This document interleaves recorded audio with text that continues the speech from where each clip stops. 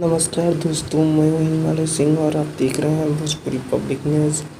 और आज की इस वीडियो में हम बात करेंगे पावर स्टार पवन सिंह के पंजाबी सॉन्ग के बारे में। जी हां, पावर स्टार पवन सिंह भोजपुरी के अलावा बॉलीवुड में गाना गा चुके हैं और बॉलीवुड में धमाल मचाने के बाद power star Pawan Singh Punjabi song लेकर आने वाले हैं। और इस गाने में एक पंजाबी एक्ट्रेस भी नजर आएंगी और एक पंजाबी गायिका भी नजर आएंगी। और पावर स्टार पवन सिंह का ये गाना बहुत जल्दी आप लोगों के बीच रिलीज होगा। अभी इसका बस अनाउंसमेंट हुआ है खुद पावर स्टार पवन सिंह ने। इस गाने का नाम और पता नहीं मालूम चला है कि कौन लिखा है और कौन। बहुत जल्द पावर स्टार पवन सिंह का पंजाबी सॉन्ग आने वाला है, तो इसका न्यूज़ कैसा लगा कमेंट करके बताइए।